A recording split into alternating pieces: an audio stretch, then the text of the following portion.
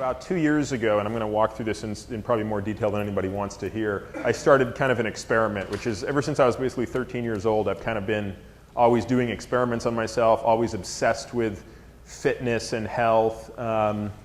Grew up lean, but in a family of people who were not lean, so kind of knew the genetic footprint, knew what was coming. Every man in my family has died of heart disease. So I knew that I was heading down that path, even though in high school, I had like 4% body fat, but of course I exercised 6 hours a day, and while Gary has just explained to us that there's not necessarily a correlation or causation, there's a correlation there but not a causation, that sort of changed once I got into my 20s. So part of what I'm going to talk to you today is about the journey of the last couple of years, how Gary and I have sort of come together to work on a project, and I don't know if time permits, but if so, I'd love to talk a little bit about what that project is called, which is effectively the war on insulin and the defense of fat, because you can't have one without the other, as Gary just explained. So anyway, we'll go from there. Thanks, Sean.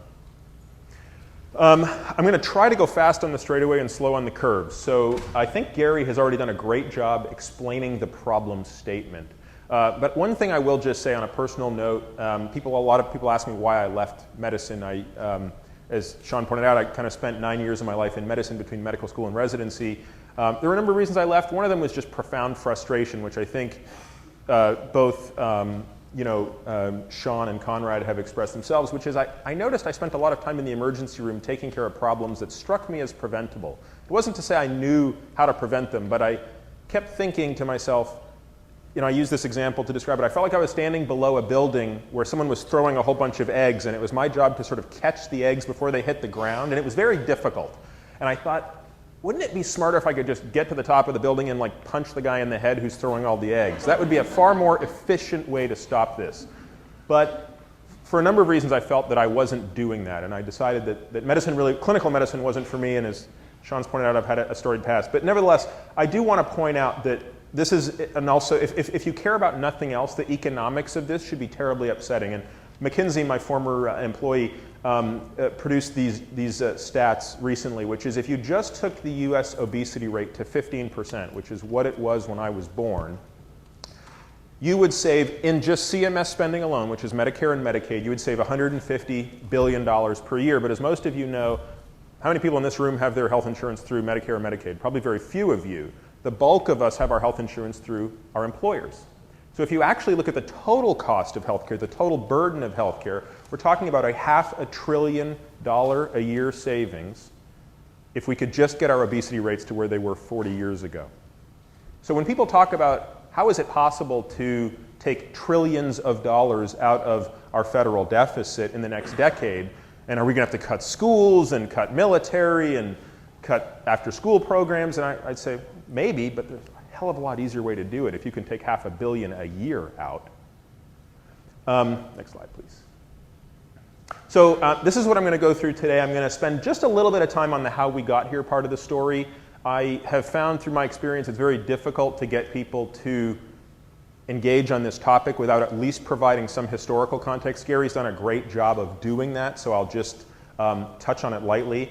I'm going to spend a little bit more time on what we know today, which is going to build off, I think, a lot of what Gary said. Probably spend the bulk of my time talking about my own personal experiment, and I've already shared with you the motivation for doing so, but nevertheless, I want to show you, at least on an N of 1, what I've found. Inevitably, people say, okay, how do I apply this to me? Because I'm not willing to necessarily do what you've done, and that's fine. We may not have time to talk about what Gary and I are working on separately with a few other folks, but I do have kind of an accumulated list of what I think are the 10 most commonly asked questions I find, and at the very least, we'll flash them up there, and if they resonate with anyone and we have time, we'll go through it. If not, maybe afterwards. So in my mind, there were sort of 4 events that took place in an unfortunate coincidence of time. And Gary's already touched on the background, which is what I would call sort of the post-World War II to the late 1960s. One of the names he didn't mention is a name that Gary is very familiar with, and if you've read his books, you'll know the story quite well, is a nutritionist out of the University of Minnesota named Ancel Keys, who in 1953 published a study that at the time was deemed a landmark study. And then in 1970, he followed it up with an even more landmark study called the 7-Country Study, which is aptly named because he looked at 7 countries. And you can't see this very well, but he looked at the percentage of calories that they took in from fat and their incidence of heart disease. And as you can see, looks like a pretty nice line. In other words, it's correlated. There is a correlation between the amount of fat people consume and the amount of heart disease they have. Now, unfortunately, I don't think Ancel Keys got that class in 9th grade or something where you learned that correlation and causation aren't the same. And unfortunately, nor did the editors at Time or anyone else in the USDA, American Heart Association, American Diabetes Association, or the American Medical Association, because they all misinterpreted these data and said, aha, eating fat causes heart disease.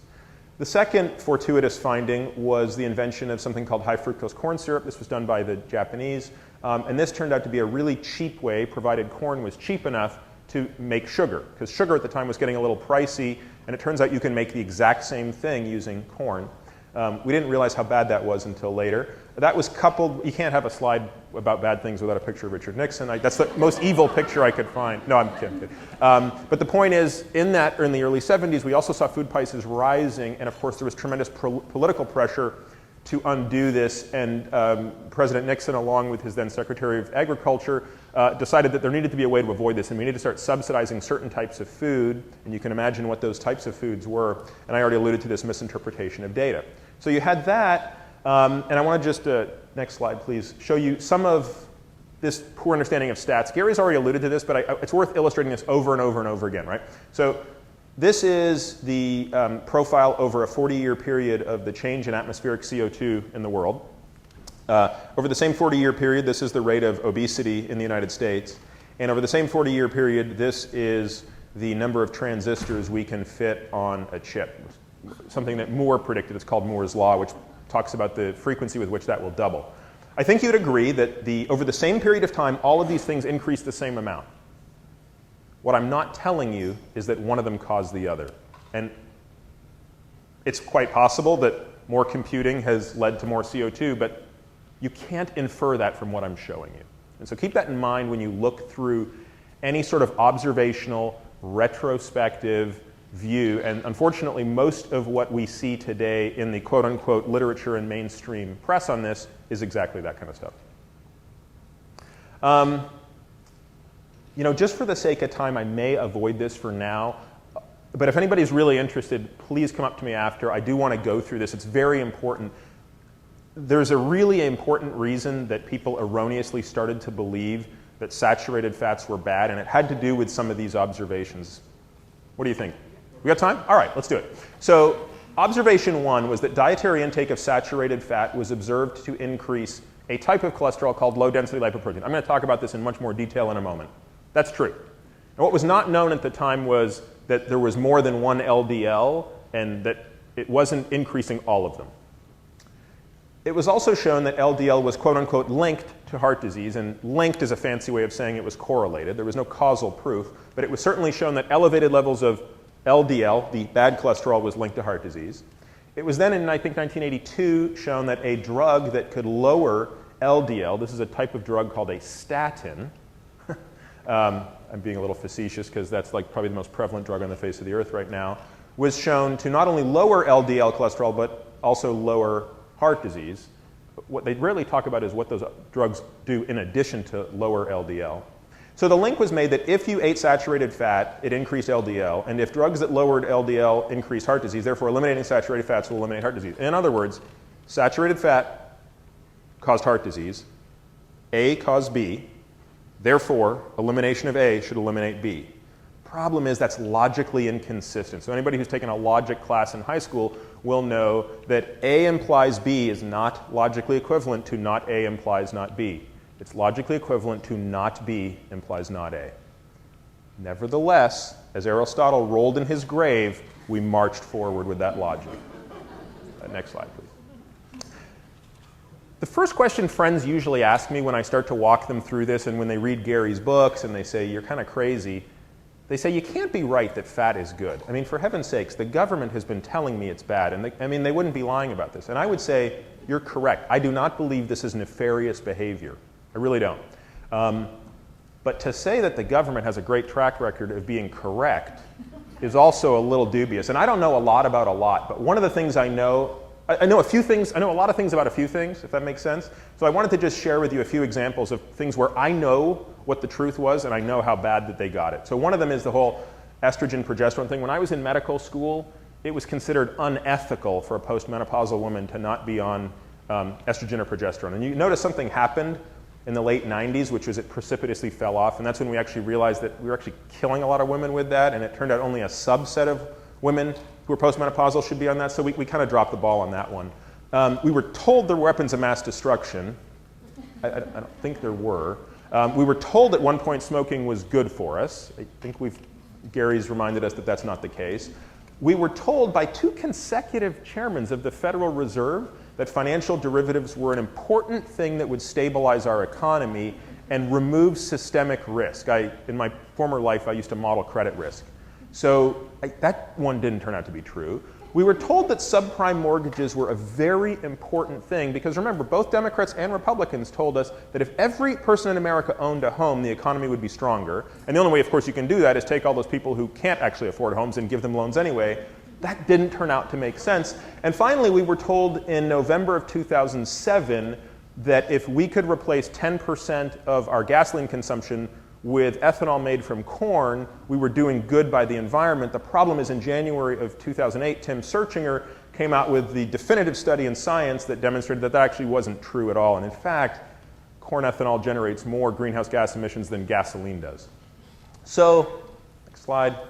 I hope at the very least, between what Gary and I have told you, we've at least brought you to this point with an open mind to question the dogma that you've walked in this room believing. Which is one, observationally, things aren't going well, right? We are, in fact, eating less and less fat as a percentage of our overall diet since 1970, but we are getting more and more obese. And the folks who have been asserting this dogma have a sketchy track record. Okay, so what do we know today? Well, let's start with what I'm going to tell you. In the spirit of tell you what I'm going to tell you, and tell you what I told you, here's what I'm going to tell you. Your body's a black box. A whole bunch of stuff goes on in there. Half of it we still don't know to this day. There's a few things we do know.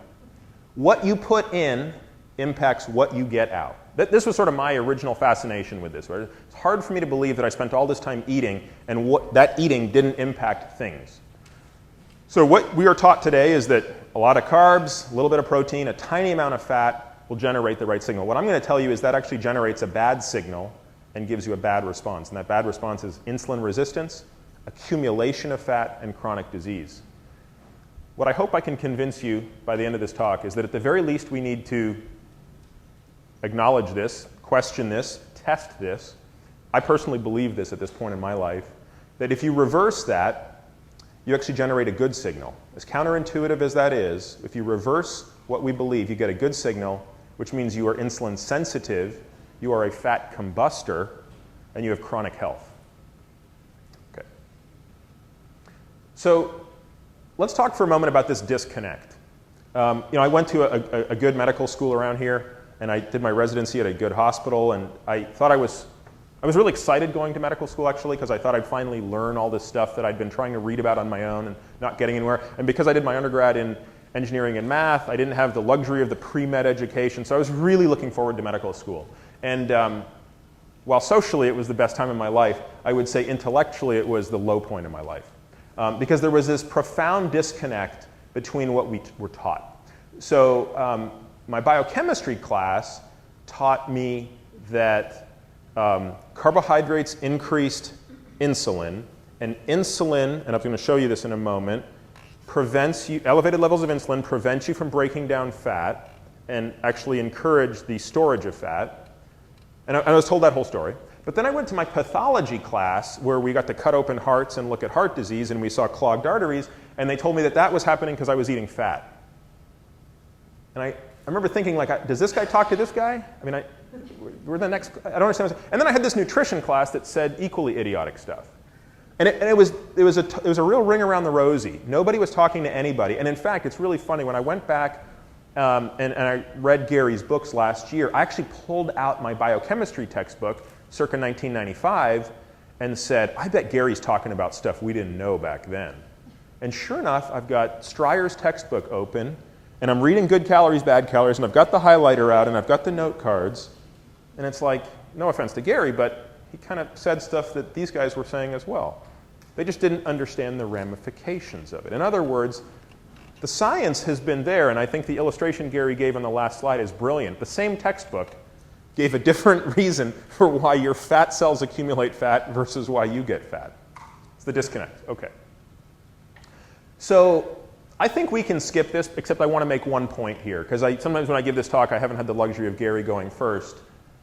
We all have heard of carbs and protein and fat. I just wanted to show you what they all look like, and I don't expect anybody to really care, except for the following observation. They don't look the same, even though they're made up of the same molecules. So they're all made up of carbons and oxygens and hydrogens and nitrogens, but they don't really look the same. More to the point, next slide, please. The obsession with what I call the gravimetrics of calories is almost humorous. How many people actually know the definition of a calorie, notwithstanding the fact that I've got it posted here? I mean, most people don't really know this. I mean, very few people actually think about what it means. But let's call a spade a spade. You had to burn food to figure out what its energy density was. So there's a real technical definition, right? If you burn a gram of carbohydrate, it will raise the temperature of water at atmospheric temperature from 14.5 to 15.5 degrees Celsius. And if you do the same thing with a gram of fat, you'll get 9 of those units. But aside from this energy combustion thing, this tells us nothing about the hormonal influence they exert in our bodies. And I think that that's, hopefully by now you're starting to see that that's really what matters. So while it's interesting that you could burn 5 pounds of spaghetti to brew a pot of coffee, or burn 217 Big Macs to drive 88 miles, I find this interesting because neither of those are round numbers, so I'm not sure why they didn't make it 250 or 100 miles. But anyway, I argue, who cares? So next slide. I was trying to think of how to explain this to a friend at one point, and I came up with this goofy analogy which has somehow stuck, which is if you think of your body as a house, and you think of food as house guests, do you really care about the energy density of your house guest, or do you care what they do in your house? So some house guests come to your house and do nice things, like they'll wash the dishes. Other house guests come into your house and do awful things, right? They make your house a worse place. So the energy density or weight or hair color of these people is of far less significance to me than what they're doing when they're in the house. Gary touched briefly on this. I want to spend a second more on it because he did a great job explaining what insulin does. I want to talk about my favorite part of insulin, which is its role on something called lipoprotein lipase. And I'm going to come back to this in a moment because one of the questions people always ask me is, how do you actually explain why you, me, have the tendency to be fat? And even if you look at a piece of sugar, you'll get fat. But your wife, and you'll see a picture of her in a moment, could literally eat Oreos all day long, and I don't think she could get above 105 pounds. And this is actually part of it, okay? We talk about genetic differences. So there's this thing called lipoprotein lipase, and it was in one of Gary's slides, but we went through it pretty quick. This thing does basically the same thing. Depending on what kind of cell it sits on, though, it determines whether that's a good thing or a bad thing. So lipoprotein lipase, if it's sitting on a muscle cell, which is what this is, will bring those fatty acids. Remember, in your blood, it's all fatty acids. It's not triglycerides. Triglycerides are their storage form where they have that little glycerol backbone and the 3 dudes hanging off. So if a muscle cell has LPL sitting on it and the fatty acid goes by, the muscle cell grabs it, brings it in. But muscle cells don't store fat. They burn fat. They combust fat. Remember how we talked about how we might not actually be getting fat because we're eating too much and moving too little? Maybe we eat too much and move too little because we're getting fat. Well, if your fat cells are bringing in, if your muscle cells, are bringing in fat, it's actually giving you energy. Maybe this is what helps you move a little bit more. Now, conversely, when you have LPL on a fat cell, and that's what this is a picture of, it does the same thing. It grabs the fat and it brings it in, but now it stores it as the triglyceride, as Gary just showed us.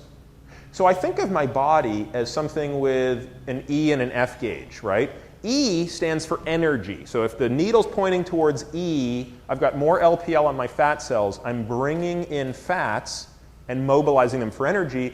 And if the arrow points to F, I'm more in fat storage mode. So we routinely look at people and go, oh, he's got a high metabolism, slow metabolism. What we're really talking about in part is this. So the question is, what determines if you got a needle pointing to E or F? Because I think we'd all agree we want the needle to point to F. Well, unfortunately, the first thing is genetics. There's just no around it, right? There's a reason I have dark eyes. I mean, I wish I had blue eyes, but I don't. The good news is what you eat impacts this tremendously. So there is something that's in our control. Next slide, please. If you remember nothing else that I say, remember this. This is a graph I took from Jeff Volek, who's one of the folks that Gary and I spent a lot of time interacting with, which shows you the concentration of insulin in your body and the amount of fat that you break down. And there's two things you'll notice. One is low levels of insulin promote fat breakdown. That's a good thing. High levels of insulin promote fat storage. That's a bad thing. The second thing you'll notice is what a math geek like I would say is it's very non-linear. And everybody has a different curve, right? So everyone through this discussion, I'm sure, is going to start to reflect on what does this mean to me? How much carbohydrate can I eat? How much do I need to restrict it? Well, the answer is I can't tell standing here looking out at you, but there are ways we can figure this out. And for me, because I do all these experiments on myself, I kind of actually know that anything above about 6 picomoles per liter, I kind of start to accumulate fat. So I'm in this, I just kind of look at the world through the lens of keeping insulin low. I mean, it's the simplest thing I think about, which is how to keep insulin low, how to keep insulin low, how to keep insulin low. And as I just know that when my insulin level is low, I'm burning fat. I'm not accumulating it. Okay, next slide, please.